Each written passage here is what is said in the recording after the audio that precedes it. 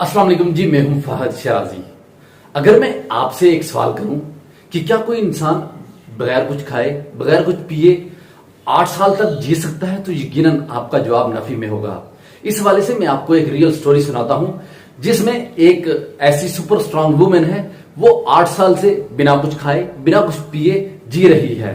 उस कैरेक्टर का नाम, इस स्टोरी में उस कैरेक्टर का नाम जो है लोरिटा है। लोरिटा बेसिकली इंग्लैंड में पैदा हुई और इंग्लैंड में ही उसने परवरिश पाई, और जो वो बढ़ती गई, मतलब उम्र में बढ़ती गई, तो वो दूसरे बच्चों की तरह, रेगुलर बच्चों की तरह भी वो एक्टिविटीज में इन्वॉल्व रही और खाना खाती थी, पानी पीती थी और दीगर जो भी एक्टिविटीज होती, खेल कूद में हिस्सा लेना, उनमें भी बढ़ चढ़कर शरीक होती थी। जो लोरिटा की उम्र बढ़ती गई, तो लोरिटा ने महसूस किया कि वो जब भी खाना खाती है तो उनको स्टमक में पेन फील होता है। इनिशियली लोरिटा ने डॉक्टर्स के साथ कंसल्ट किया, तो डॉक्टर्स ने लोरिटा को बताया कि वो अपने डाइटरी पैटर्न को तब्दील करें, और उन्होंने अपने डाइटरी पैटर्न को तब्दील भी किया, लेकिन उससे कोई खातर अफाका नहीं हुआ और कोई उनके पेन में कमी नहीं आई, बल्कि उनके पेन में इजाफा होता गया। और आहिस्ता आहिस्ता लोरिटा जब 2015 में उन्होंने जब ठोस गजा खाई, और आखिरी जो गजा थी लोरिटा की वो थी रोस्टेड पोटैटो। जब उन्होंने रोस्टेड पोटैटो खाए तो खाने के बाद उनको शदीद पेन हुआ स्टमक में। तो स्टमक में पेन होने के बाद जो अनबियरेबल था, तो उन्होंने कंसल्ट किया अपने डॉक्टर्स के साथ। तो डॉक्टर के पूरे पैनल ने, क्योंकि वो पहले भी डॉक्टर्स इसकी बीमारी के हवाले से काफी ज्यादा पहले से गौर फिक्र कर रहे थे, बट इस दफा डॉक्टर्स के पैनल ने डिसाइड किया कि इसकी पूरी एग्जामिनेशन की जाए, इसके टेस्ट किए जाए, तो उससे पता चले कि क्या बीमारी है। तो जब डॉक्टर्स ने उसकी बीमारी का खोज लगाया, तो पता चला कि इसको एक जेनेटिक, लोरिटा को जेनेटिक डिजीज है जिसको बोलते हैं, सिंड्रोम बोलते हैं, और वो एहलर्स डेनलोस सिंड्रोम है। बेसिकली इसमें गैस्ट्रोपैरेसिस होती है, और गैस्ट्रोपैरेसिस में होता यह है कि कनेक्टिव टिश्यूज जो होते हैं बॉडी के, वो वीक हो जाते हैं। और सेम एज इट इज लोरिटा के केस में भी ये हुआ कि उसकी जो स्टमक, जो जीआई ट्रैक थी, उसमें स्टमक के जो कनेक्टिव टिश्यूज थे वो बहुत ज्यादा वीक थे, और वो बिल्कुल काम करना छोड़ देते हैं। और उसके नतीजे में क्या होता है कि कोई भी इंसान कोई खुराक खाता है तो वो आगे स्टमक से स्मॉल इंटेस्टाइन की तरफ नहीं मूव कर पाती, और इसकी मूवमेंट के लिए जो स्पेशल नर्व्स होती हैं और कनेक्टिव टिश्यूज होते हैं, वो बेसिकली इस डिजीज में, गैस्ट्रोपैरेसिस में वो वीक हो जाते हैं और वो सही तरीके से काम नहीं कर पाते। सेम यही केस हुआ लोरिटा के साथ हुआ, और लोरिटा भी जब भी गजा खाती तो वो आगे स्टमक से स्मॉल इंटेस्टाइन की तरफ मूव नहीं कर पाती, और ये जो पेरिस्टाल्सिस की जो मूवमेंट होती है वो उस लोरिटा के केस में लैग थी।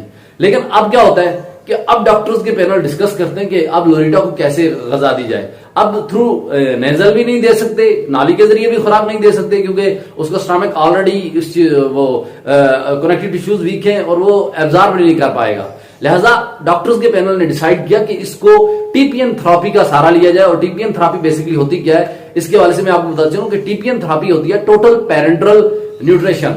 इसमें एक बैग के जरिए, एक बैग में फ्लूइड होता है जिसमें न्यूट्रिएंट्स होते हैं, और उन न्यूट्रिएंट्स को थ्रू ब्लड स्ट्रीम इंजेक्ट कर दिया जाता है बॉडी के अंदर। TPN total parental nutrition bag, उसी कंपोजिशन अगर बताऊं, उसमें वाटर भी होता है, उसमें अमाइनो एसिड्स भी हैं, एसेंशियल फैटी एसिड्स भी होते हैं, उसमें विटामिन्स हैं, उसमें इलेक्ट्रोलाइट्स जो बॉडी को रिक्वायर होते हैं वो भी होते हैं, और एनर्जी का जो सोर्स है ग्लूकोज भी होता है। लेकिन अब लोरिटा के केस में क्या हुआ कि लोरिटा को भी इसी टीपीएन बैग का, न्यूट्रिशन बैग का सहारा लेना पड़ा, और वो आज तक 8 साल हो गए, 2015 से 2023 तक 8 साल हो गए वो इस बैग को यूज कर रही हैं, और थ्रू ब्लड स्ट्रीम वो न्यूट्रिएंट्स को यूटिलाइज कर रही हैं। अब इस टीपीएन बैग को, जो टीपीएन बैग होता है, इसकी कॉम्प्लिकेशन भी अपनी जगह हैं, क्योंकि कॉम्प्लिकेशंस ये है कि इलेक्ट्रोलाइट्स की मिकदार कितनी हमारे बॉडी में जाएगी, हमारे ब्लड में कहीं हाइपरग्लाइसेमिया तो नहीं हो जाएगा, तो ये सारी चीजें उसकी कॉम्प्लिकेशन है। लेकिन डॉक्टर्स इसके ऊपर भी नजर रखे हुए हैं, क्योंकि टाइम इंटरवल के साथ साथ उनके टेस्ट हो रहे होते हैं ब्लड की, और कहीं ऐसा तो नहीं है कि इलेक्ट्रोलाइट्स की मिकदार ज्यादा ब्लड में बढ़ जाए, या शुगर की मिकदार ब्लड में ज्यादा बढ़ जाए। तो इन सारी चीजों को डॉक्टर्स मॉनिटर कर रहे होते हैं। अब ये जो बैग है, ये फ्लूइडाइज्ड बैग होता है जिसमें न्यूट्रिएंट सप्लीमेंट्स होते हैं, और वो ब्लड स्ट्रीम के जरिए उसकी बॉडी में जा रहे होते हैं।